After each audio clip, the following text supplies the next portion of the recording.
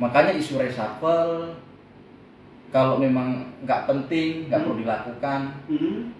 Apalagi misalkan reshuffle punya agenda politik ya, bukan agenda teknokratik.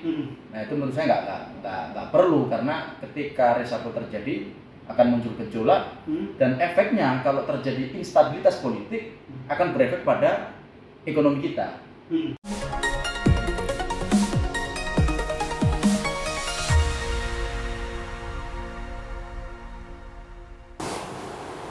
Bincang-bincang tipis-tipis kembali menjumpai Anda bersama saya Erman Tale Daulay di channel Tale Trias Info. Di channel ini berbagai isu terkini yang menjadi perhatian publik dan narasumber yang kita hadirkan untuk membahas isu tersebut akan kita iris-iris menjadi tipis-tipis. Terkait tema membangun harmonisasi ataupun kesetikawanan sosial baik di tingkat elit maupun di tingkat bawah, kita menghadirkan narasumber Adinda Ali Rifan, Direktur Arus Survei Indonesia. Terima kasih Adinda sudah bersedia hadir di Bincang Tipis-Tipis. Sama-sama Bang. Untuk kesekian kalinya. Sekian kalinya. Ini narasumbernya ini kawan sejawat, lawan berpikir, teman diskusi sejak lama. Nah, jadi Adinda, ini kan kita ini pasca pandemi. Iya. Saya baca di berita ini sebagai masyarakat juga, saya juga agak rawan, suram. Ada 25 negara jadi pasien IMF. Artinya kan kita itu harus ada langkah antisipasi. Iya. Maksud saya bagaimana kita membangun kekompakan di tingkat elit dan bawah agar kita bisa mencegah situasi terburuk itu. Coba iris tipis-tipis dulu, Rinda. Pertama Bang, ini memang tahun yang genting ya. Genting, selain dibilang genting sebenarnya tahun ini tahun menentukan. Kenapa? Pertama, 2023 ini adalah pasca pandemi. Yang kedua, memang prediksi banyak lembaga-lembaga kredibel termasuk Bank Dunia itu sudah memproyeksikan bahwa 2023 akan terjadi resesi global.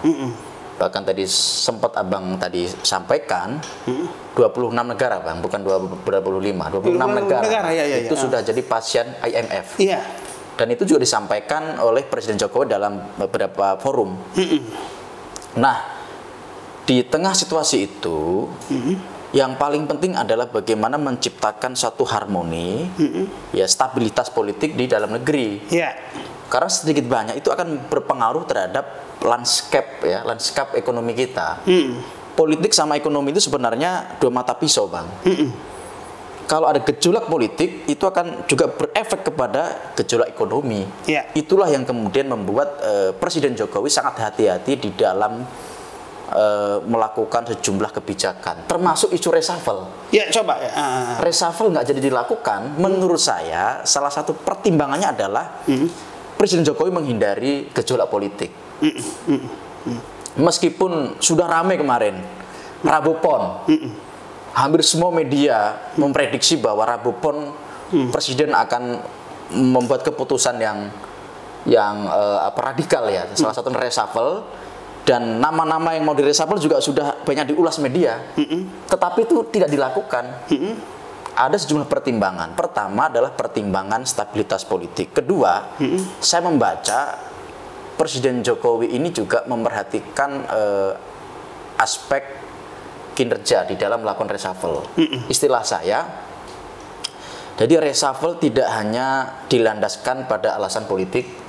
Misalkan ada salah satu partai ya, kita tidak sebut namanya, tapi yang misalnya dianggap tidak kompak ya di dalam koalisi, kemudian menteri di reshuffle. Saya pikir Jokowi kalau hanya itu yang menjadi landasan reshuffle terlalu simplistis gitu. Nah, menurut saya reshuffle harus ditempatkan pada posisi yang lebih pas, yaitu alasan-alasan teknokratik. Kalau ada memang menterinya yang tidak perform, ya kerjanya buruk, nah baru itu di reshuffle. Tapi kalau alasan politik menurut saya di tengah posisi yang genting tadi tidak relevan gitu. Makanya sudah benar tidak perlu ada reshuffle. Kalaupun ada, itu dalam rangka memperbaiki kinerja, bukan dalam rangka agenda politik, apalagi tekanan pihak-pihak tertentu atau partai-partai tertentu. Makanya saya kemarin juga menunggu ya keputusan-keputusan itu dan cukup mengagetkan bagi saya, tidak jadi reshuffle. Iya. Nah, itu kan Presiden Jokowi saya lihat itu semakin intens ke menyambangi pasar-pasar. Itu kan bagian dari mengantisipasi gejolak yang Anda sampaikan tadi. Nah, kan menteri-menteri ini pun juga harus dibuat bekerja nyaman juga supaya tidak terganggu dengan isu-isu yang tidak kondusif tadi. Gimana, Adinda? Iya, ada dua hal yang dilakukan Presiden dalam rangka stabilitas ekonomi. Pertama, memastikan stabilitas politik aman. Tidak ada isu yang bisa mendatangkan tsunami politik lah kalau bahasa saya ya. Jadi termasuk reshuffle juga mencoba kalau nggak perlu juga nggak perlu dilakukan karena itu akan mendatangkan gejolak politik yang berefek pada ekonomi. Itu satu. Yang kedua, Presiden Jokowi juga memastikan bahwa UMKM sebagai sokok guru ekonomi kita itu tumbuh subur di 2023 karena itu yang menjadi pondasi kita nanti terhindar dari resesi, Bang. Sama pertanian. Iya, pertanian. Jadi itu yang membuat kemudian Presiden Jokowi itu keliling ke pasar-pasar, ke kampung-kampung dalam rangka memastikan bahwa produk-produk dalam negeri itu laku gitu, Bang. Kalau produk dalam negeri laku, menurut hitung-hitungannya Indonesia bisa terhindar dari resesi. Tapi kalau produk dalam negeri itu nggak laku, itu bisa terjadi resesi. Nah, itu makanya dua agenda itu dilakukan Presiden Jokowi. Itu yang saya baca, Bang. Dan memang salah satu yang dilakukan untuk menjaga stabilitas politik juga gimana caranya isu capres agak diminimalisir. Makanya sampai sekarang ini kan copras capres kan sebenarnya kan belum terlalu kencang. Karena khawatir kalau di sana deklarasi, fokus masyarakat nanti ke calon presiden. Nah, kalau sudah begitu liar, Bang. Betul. Kalau sudah liar nanti terjadi instabilitas politik. Apalagi nanti karena terjadi ketegangan politik berimbas kepada perseteruan. Ya, pasti nanti performa para pengambil kebijakan pun pasti saya rasa pasti terdegradasi lah. Betul, karena Presiden Jokowi ingin kekuasaannya ini di akhir masa jabatan ini husnul khotimah atau kalau bahasa lainnya soft landing, Bang. Soft landing ya. Ya, jadi ya landingnya halus, pas, indah gitu ya. Makanya dia ingin memastikan di 2023 ini tahun yang menentukan. Kalau Presiden Jokowi salah ambil keputusan akan terjadi gejolak. Begitu terjadi gejolak, efeknya adalah ke ekonomi dan instabilitas politik. Kalau sudah begitu, performa Jokowi di akhir kepemimpinannya tidak bagus di mata publik. Nah, itu yang kemudian membuat approval rating, tingkat kepuasan kinerja presiden dalam survei-survei terakhir itu cukup tinggi, Bang, di atas 70%. Karena apa? Karena Presiden Jokowi mampu melakukan sejumlah treatment untuk menjaga stabilitas politik. Di kabinet juga dukungan saya lihat ya lumayan bagus sih walaupun kita ini saya lihat menteri-menterinya juga ini dan saya cukup appreciate ya kepada misalnya Bang Surya Paloh karena pas pulang dari London beliau memberikan pernyataan akan mengawal presiden sampai 2024. Meskipun sebenarnya kan Bang Surya Paloh ini kan lagi mengusung capres ya. Yang asosiasinya capres ini dikatakanlah agak berjarak dengan presiden gitu ya, dengan Jokowi, tapi tetap komitmen bahwa karena beliau di barisan koalisi pemerintah akan tetap mengawal kepemimpinan Presiden Jokowi sampai 2024. Jadi Bang Surya Paloh membedakan urusan politik ya praktis dengan urusan pemerintahan. Urusan pemerintahan tegak lurus akan mengawal presiden sampai akhir jabatan. Urusan politik urusan lain begitu. Itu pun setidaknya bisa meredam gejolak. Saya lihat sih di resapil ini aja saya lihat ininya epicentrum bahasa apanya Dinda?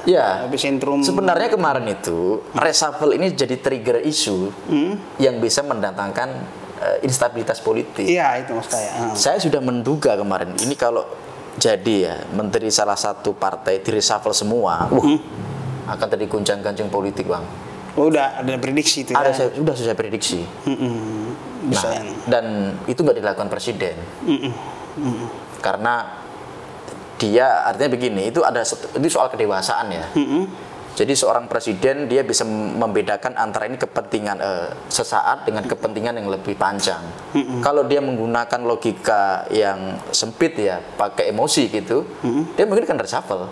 Tapi karena dia berpikir untuk jangka panjang soal stabilitas politik, memastikan ekonomi stabil dan terhindar dari potensi resesi global, makanya reshuffle nggak dilakukan. Iya. Kalaupun dilakukan harus benar-benar ya. Bukan karena gejolak politik ya. Bukan karena landasan politik, tapi landasan teknokratik. Apa itu teknokratik? Teknokratik itu adalah mereshuffle menteri yang memang perform kerjanya buruk. Dan itu harus disampaikan. Tapi karena kalau beberapa bagus, target yang diberikan kepada pembantu presiden tidak bisa dilaksanakan. Kemudian beberapa kebijakan tidak sevisi dengan presiden, maka dilakukan reshuffle. Kalau itu sebenarnya partai-partai akan fair. Tapi kalau tiba-tiba reshuffle menteri yang menurut survei, menurut banyak analis bahwa kerja bagus tapi tiba-tiba reshuffle, nah ini akan menimbulkan gejolak gitu. Menurut Adinda terlalu dini nggak kita ini bergoncang-gancing capres ini, mengingat pemerintahnya Pak Jokowi masih relatif ya, masih setahun setengah lagi lah. Sebenarnya ya. kalau dibilang dini, nggak terlalu dini juga, Bang. Nggak terlalu dini ya. Karena kalau bicara timing ini kurang setahun lagi. Dan 2024 itu kosong-kosong posisi. Iya. Nggak ada incumbent. Artinya memang semua calon presiden atau bakal calon presiden itu harus segera memperkenalkan dirinya ke publik. Nah, catatannya, alasannya bukan itu sebenarnya. Alasannya memang posisi 2023. Kebetulan di tahun politik ini Indonesia lagi dihadapkan pada posisi yang berat gitu, potensi resesi global yang tadi sudah saya sampaikan dan abang sampaikan tadi, negara-negara lain sudah dipastikan akan kena resesi. Indonesia itu berpotensi tidak kena resesi, berpotensi, artinya masih ada kemungkinan kena resesi. Makanya Presiden Jokowi benar-benar memastikan stabilitas politik. Karena kalau bagi pandangan saya, stabilitas politik ini sangat menentukan performa kinerja pemerintah. Kalau stabilitas politik nggak bisa dikendalikan, ekonomi juga akan kocar-kacir. Kalau ekonomi kocar-kacir, nanti juga soal keamanan, soal yang lain-lain, termasuk intervensi asing akan masuk. Karena menjelang 2024 biasanya akan penumpang gelap banyak bermunculan.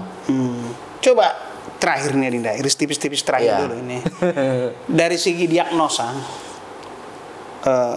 pertarungan capres-capres yang muncul di permukaan ataupun dramaturgi yang Adinda cium, dramaturgi maksudnya panggung belakang beda dengan panggung depan ya kan, itu kan. Gimana Adinda lihat potensi gejolak ataupun ya kita aman-aman aja nih di suksesi kepemimpinan ini? Kalau saya membaca, Bang, semua masih wait and see. Karena gini, yang di panggung depan dengan panggung belakang itu memang berbeda. Itu ada teorinya, itu teori dramaturgi. Jadi kalau kita saksikan yang di TV, yang di media, itu tidak otentik menurut saya. Yang otentik di belakang panggung, bahkan di samping panggung. Itu ada teorinya. Termasuk ya isu soal proporsional terbuka dan tertutup. Ini juga masih debatable. Kalau kita lihat kemarin ada deklarasi 8 partai menolak proporsional tertutup. Tapi saya dapat info di belakang panggung, agenda proporsional tertutup cuma makin kencang gitu. Karena kan beda antara yang di depan dengan yang di belakang panggung. Termasuk 8 partai yang bicara penolakan itu juga dianggap gimmick politik. Karena yang otentik di belakang panggung. Makanya kalau saya membaca konteksnya adalah capres. Pertama, hari ini menurut data survei belum ada capres yang unggul secara eksponensial atau secara tak terbendung ya. Jadi 3 capres masih yang bisa saling masuk top 3, 3 capres yang masuk top 3 yaitu Ganjar, Prabowo dan Anies Baswedan, itu secara statistik, Bang. itu sebenarnya tipis-tipis, sama. Oh, tipis-tipis dia ya. Rentangnya itu di margin of error. Masih bisa saling menyalip ya? Masih bisa saling menyalip. Yang menentukan adalah wakilnya. Wakil sebagai komplementer, Bang. Pelengkap. Ya, betul. Siapa wakilnya itu nanti menentukan. Oh, iya. Kecuali ada capres yang sekarang elektabilitas di atas 40%, kan nggak ada. Semua masih di bawah 40%. Apalagi di atas 50%. Jadi sebenarnya ini pertarungan bebas. Dan kalau ada orang yang mengatakan akan menang A, menang B, menang C, itu terlalu dini hari ini. Karena variabel cawapres yang menentukan di dalam konteks Pilpres 2024. Iya. Makanya kalau saya ditanya mana yang akan menang, saya tidak bicara yang akan menang. Paling banter saya akan bicara yang potensi berdasarkan beberapa indikator. Nah, itu pun tidak pasti saya bilang, karena ini kan potensi. Karena 1 tahun ke depan ini masih sangat dinamis, masih sangat fluktuatif. 3 nama ini juga akan naik turun. Misalnya Prabowo itu di awal tahun 2022 Bang, itu nomor 1 Bang, elektabilitasnya. Kemudian pertengahan tahun 2022 Prabowo nomor 2. Akhir tahun kemarin Prabowo sempat nomor 3. Tapi awal tahun ini Prabowo nomor 2 lagi. Seperti itu Bang, tren suara berubah-ubah. Iya Dinda. Oke, terakhirnya Dinda, Pak Jokowi bagaimana menurut Adinda beliau berselancar di antara situasi ini yang tadi Adinda sebutkan agar beliau menjadi husnul khotimah ataupun soft landing? Iya. Adinda. Kalau Presiden Jokowi ini sebenarnya karena bukan ketum partai, pertama memang dugaan saya dia harus memastikan penerus dia itu adalah orang dia. Ya. Karena bukan ketum partai. Ya. Itu satu. Yang kedua, variabel yang kedua adalah biar apa? Biar semua kebijakan Presiden Jokowi itu bisa diteruskan, termasuk IKN Nusantara dan beberapa pembangunan infrastruktur. Makanya saya membaca Presiden punya kepentingan bahwa Presiden berikutnya adalah orang dia. Ini pendapat saya ya. Iya, pendapat saya saja. Ya. Makanya kalau ada isu misalnya Presiden dukung A, dukung B, ya boleh jadi benar, boleh jadi ya, gitu kan. Karena sebagai seorang presiden kan dia ingin bahwa dia husnul khotimah atau soft landing, kemudian apa yang sudah dikerjakan diteruskan oleh presiden berikutnya. Namanya keinginan, tapi apakah keinginan ini terwujud apa tidak itu urusan lain. Tapi saya meyakini di hati Presiden Jokowi pasti punya agenda itu. Tapi itu apakah benar-benar dijalankan apa enggak itu urusan presiden ya. Tapi saya meyakini itu pasti ada. Makanya kalau beliau menghadiri acara-acara partai, itu biasanya Presiden Jokowi mengendorse salah satu capres. Ya, oh iya. Kadang beliau di Gerindra beliau bilang Pak Prabowo. Kemarin di acara relawan apa itu, relawan Projo ya, dia juga mengendorse Ganjar. Nanti di acara Partai Bulan Bintang juga mengendorse Yusril. Ya begitu. Karena dia ingin capres-capres nanti yaitu bisa meneruskan kebijakan beliau gitu. Demikian bincang tipis-tipis dengan Ali Rifan, Direktur Arus Survei Indonesia. Sampai bertemu kembali.